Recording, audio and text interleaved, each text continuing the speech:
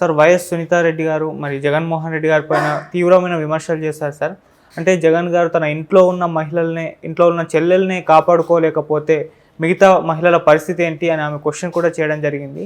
మరి అంటే ఎందుకు, ఏ ఉద్దేశంతో ఈమె తను విమర్శలు చేసింది? అసలు ఈమెకు జగన్ గారి వల్ల ఏం నష్టం జరిగింది సార్? వైఎస్ సునీతారెడ్డి నిన్న వెళ్ళి సైబర్ క్రైమ్ పోలీస్ స్టేషన్లో కంప్లైంట్ ఇచ్చింది. డీసీపీని కూడా కలిసి కంప్లైంట్ ఇచ్చింది. ఆమె ప్రధానంగా ఏం కంప్లైంట్ ఇచ్చిందంటే, నా మీద ట్రోల్స్ జరుగుతున్నాయి, నన్ను చాలా నీచంగా మాట్లాడుతూ పోస్టులు పెడుతున్నారు, భారతిరెడ్డి పిఏ ఐడి పేరుతో కొన్ని పోస్టులు వచ్చాయి, దాని తర్వాత నన్ను డైరెక్ట్గా చంపేస్తామని బెదిరిస్తూ కూడా పోస్టులు పెడుతున్నారని, దానికి సంబంధించిన లింక్స్, స్క్రీన్ షాట్లు కూడా సబ్మిట్ చేసినట్టు తెలిసింది. ఈ కాంటెక్స్లో ఏబిఎన్ ఛానల్ ఆమెతో ఇంటర్వ్యూ చేశారు.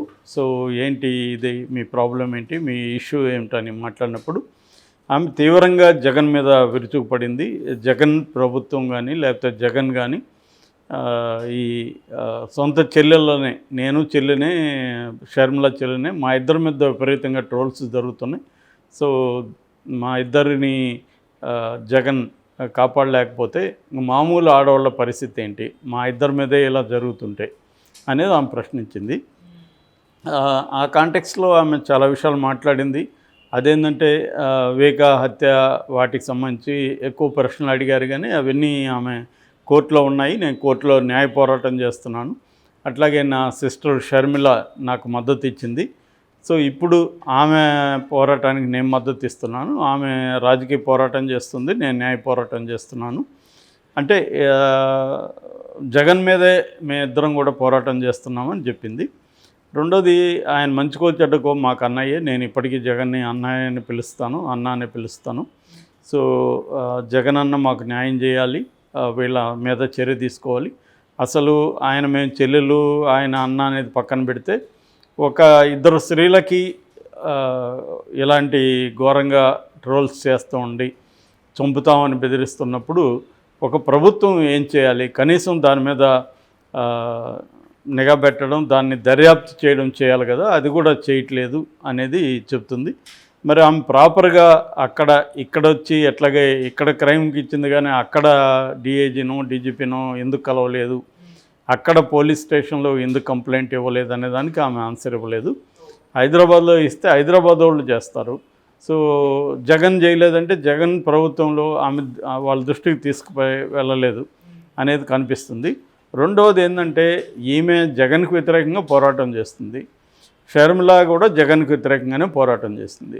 జగన్కు వ్యతిరేకంగా పోరాటం చేస్తున్నప్పుడు అది పొలిటికల్ టర్న్ తీసుకునింది, ఆటోమేటిక్గా పొలిటికల్ టర్న్ తీసుకొని ఆమె కాంగ్రెస్ పార్టీ పిసిసి అధ్యక్షురాలుగా ఉన్నప్పుడు ఇంకా చెల్లెలు అన్న అనే సంబంధం అక్కడ ఉండదు. ఆమె ప్రత్యర్థి పార్టీ నాయకురాలుగానే మాట్లాడుతుంది, ఆమె కూడా అన్న అనే సంబంధం ఏం చూడట్లేదు కదా. తీవ్రంగా చంద్రబాబు చేయని విమర్శలు కూడా ఆమె చేస్తుంది కదా. అంటే ఒక క్రైస్తవుడుగా ఉండే జగన్ క్రైస్తవులు మణిపూర్లో ఇబ్బందులు పడుతుంటే ఎందుకు ఖండించలేదని కూడా మాట్లాడింది. ఇప్పటి వరకు ఆ విమర్శలు ఇటు చంద్రబాబు కానీ ఇటు పవన్ కళ్యాణ్ కూడా మాట్లాడలే. ఎందుకంటే ఆయన ఒక రాష్ట్రానికి ముఖ్యమంత్రి, ఇంకొక రాష్ట్రంలో ఏదన్నా జరిగినప్పుడు క్రిస్టియన్గా ఎందుకు ఆయన స్పందిస్తాడు? క్రిస్టియన్గాను హిందువుగాను స్పందించకూడదు కదా ముఖ్యమంత్రులు అనేవాళ్ళు ప్రభుత్వంలో ఉన్నప్పుడు వాళ్ళు నేను క్రిస్టియన్గా స్పందిస్తున్నాను, నేను ఇదిగా స్పందిస్తున్నాను అనేది జరగదు. రెండోది, ఈమె కానీ వీళ్ళ హస్బెండ్ ఇంకా ఆయన ఎవాంజలిస్టు, ఆయన ఎందుకు ఖండించలేదన్న విమర్శలు కూడా వస్తున్నాయి. అంటే ఆమె వైసీపీ ఓట్ బ్యాంక్ని లాగాలన్న ఉద్దేశంలో క్లియర్గా కనబడుతుంది. అందుకని చంద్రబాబు మీద పవన్ కళ్యాణ్ మీద ఫోకస్ పెట్టట్లా, వైసీపీ ఓట్ బ్యాంక్గా ఉన్న క్రిస్టియన్స్ ఓట్లని చేల్చడం కోసం ఆమె ఆ టార్గెట్ చేసుకునింది తప్ప నిజానికి ఆ విమర్శలు ఏ రకమైన పస కూడా లేదు. సో ఈ కాంటెక్స్ట్లో ఆమె క్లియర్గా జగన్ని టార్గెట్ చేసి చాలా తీవ్ర స్థాయిలో జగన్ మీద విరుచుకుపడుతున్నప్పుడు వైసీపీ వాళ్ళు ఎందుకు సైలెంట్గా ఉంటారు? ఎందుకు ఉండాలని ఆశిస్తున్నావు? నీకు మాత్రమే ఫ్రీడమ్ ఉంటుందా, వైసీపీ వాళ్ళకి ఉండదా? కాకపోతే చంపుతాం, నరుగుతామని బెదిరిస్తే ఖచ్చితంగా అది ఖండించాలి, దాని మీద చర్య తీసుకోవాలి, ఆ మేరకి కరెక్ట్. అంతేగాని అసలు విమర్శలే చేయకూడదు, మా మీద ట్రోల్స్ చేయకూడదు అంటే ఖచ్చితంగా అట్లాంటి మీరు సైలెంట్గా ఇంట్లో ఉంటే మీ మీద ఎందుకు ట్రోల్స్ చేస్తారు? మొన్నటి వరకు ఆమె తెలంగాణలో ఉన్నప్పుడు ఆమె మీద వైసీపీ వాళ్ళు ఏమన్నా ట్రోల్స్ చేశారా? షర్మిల మీద చేయలేదు కదా. సో నువ్వు ఒకసారి రాజకీయంగా రంగంలోకి దిగినప్పుడు అన్ని రకాల ఇవి ఉంటాయి. అంటే నీకు నచ్చిన పద్ధతిలోనే తన పట్ల వ్యతిరేకతను ఎక్స్ప్రెస్ చేయాలంటే నువ్వు కూడా అలాగే ఉండాలి. వాళ్ళకి నచ్చిన పద్ధతిలోనే నువ్వు కూడా ఎక్స్ప్రెస్ చేయాలి. నువ్వు మాత్రం చాలా సీరియస్ అలిగేషన్స్ చేస్తూ అవతల వాళ్ళు మాత్రం నాకు నచ్చిన పద్ధతిలో మీరు నన్ను వ్యతిరేకించండి, మీ ఇష్టం వచ్చినట్టు వ్యతిరేకించడానికి వీల్లేదంటే కుదరదు. సో అది సునీత కూడా నేర్చుకోవాల్సిన విషయం. అయితే ఆమె మీద వ్యక్తిగత దాడులను ఖచ్చితంగా ఆమె ఖండించే హక్కు ఉంది. ఆమె పోలీస్ కంప్లైంట్ ఇచ్చు, మామూలుగా అయితే ఆమె ఈ పాటి కోర్టులకు వెళ్ళాలి. నిజానికి ఆమె ప్రతి విషయంలో కోర్టుకు వెళ్తుంది. మరి ఇప్పుడు ఎందుకు కోర్టుకు వెళ్ళలేదు తెలియదు. రెండోది, నా వెనక చంద్రబాబు ఉన్నాడు అవన్నీ అంటే నన్ను అవమానించినట్టే అని కూడా ఆమె అంటుంది. కానీ క్లియర్గా కొన్ని విషయాల్లో ఆమెకి చంద్రబాబు సపోర్ట్ ఉన్నట్టు కనబడుతుంది. చంద్రబాబుతో అందులో తప్పేం లేదు. ఎందుకంటే ఒక పొలిటికల్ లీడర్గా ఏ విషయం తనకు ఉపయోగపడినా ఉపయోగించుకుంటారు. ఇవాళ చంద్రబాబు ఆయనేమి ఇంట్లో కూర్చున్న వ్యక్తి కాదు కదా, ఆయన రాజకీయాల్లో ఉన్నాడు. రాజకీయంగా తనకి ఏదో ఉపయోగపడితే దాన్ని ఉపయోగించుకుంటాడు. సో ఆ రకంగా ఆయన సునీతకి హెల్ప్ చేయడం ఏం తప్పేం కాదు. ఎందుకంటే సునీతకు కానీ ఇటు షర్మిలకు కానీ తెలుగుదేశం మీడియానే విపరీతంగా హైప్ క్రియేట్ చేస్తుందంటే అక్కడే అర్థమవుతుంది కదా క్లియర్గా. కాబట్టి ఇది పొలిటికల్ బ్యాటిల్లో భాగంగా చూడాలి ఏ విషయమైనా. ఇప్పుడు దానికి సపరేట్గా ఉండదు.